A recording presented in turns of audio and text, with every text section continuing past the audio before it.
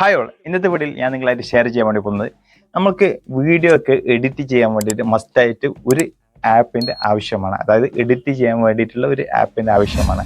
നിലവിൽ നമ്മൾക്ക് യൂട്യൂബ് ഒരു എഡിറ്റ് ആപ്പ് തരുന്നുണ്ട്. അതുപോലെ തന്നെ മറ്റുള്ള എല്ലാ പല ആപ്ലിക്കേഷൻ സോഷ്യൽ മീഡിയ ആപ്ലിക്കേഷനിലായാലും ചില ആപ്ലിക്കേഷനിലൊക്കെ എഡിറ്റ് ആപ്പ് ഉണ്ടാവാറുണ്ട്.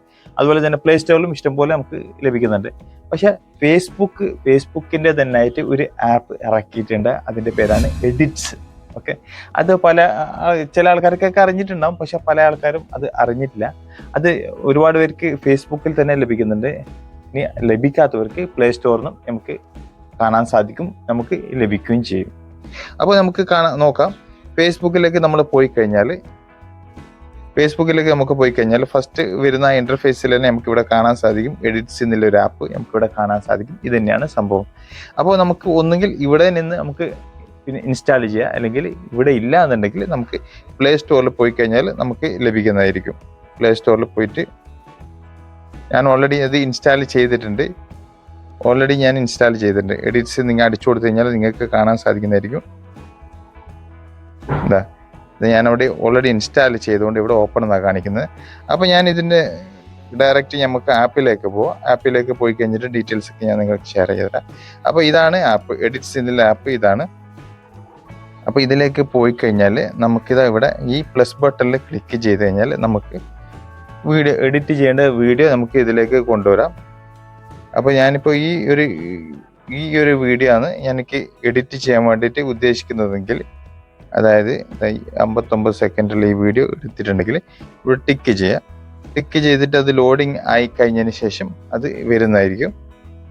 ഇതിങ്ങനെ നമുക്ക് ആവശ്യത്തിനനുസരിച്ചിട്ട് പലതും ചെയ്യാം. ഇവിടെ ഓഡിയോ കൊടുക്കാനുള്ള ഓപ്ഷൻസ് ഉണ്ട്, ടെക്സ്റ്റ് കൊടുക്കാനുള്ള ഓപ്ഷന്, വോയിസ് കൊടുക്കാനുള്ള ക്യാപ്ഷന്, ഓവർലേ, സൗണ്ട്, കോട്ടപ്പ്, ബാക്കിയൊക്കെ നിങ്ങൾക്ക് അറിയാവുന്നതായിരിക്കും. ഒരുപാട് ആപ്പൊക്കെ യൂസ് ചെയ്തിട്ടുണ്ടാവല്ലോ.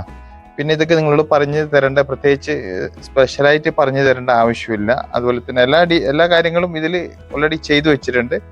അപ്പോൾ ഇതിൽ നിങ്ങൾക്ക് ഓഡിയോ എന്നുള്ള മ്യൂസിക് നമുക്ക് ആഡ് ചെയ്യാനുള്ള ഓപ്ഷൻ വരെ ഉണ്ട്. അപ്പോൾ നിങ്ങൾക്ക് ഇതിൽ താല്പര്യം ഉണ്ടെങ്കിൽ അത് ട്രൈ ചെയ്ത് നോക്കാവുന്നതാണ്. നിങ്ങൾക്ക് ഫേസ്ബുക്ക് ആപ്ലിക്കേഷനിലില്ലെങ്കിൽ ഡയറക്റ്റ് പ്ലേ സ്റ്റോറിൽ പോയാലും നിങ്ങൾക്ക് ഇത് അവിടുന്ന് ഇൻസ്റ്റാൾ ചെയ്യാൻ പറ്റുന്നതാണ്. അപ്പോൾ ഇതൊക്കെ ചെയ്ത് കഴിഞ്ഞതിന് ശേഷം നമുക്കിവിടെ എക്സ്പോർട്ട് ചെയ്ത് കഴിഞ്ഞാൽ നമ്മളുടെ ആ വീഡിയോ ഡയറക്റ്റ് നമ്മളെ ഗാലറിയിലേക്ക് സേവ് ആവുന്നതായിരിക്കും.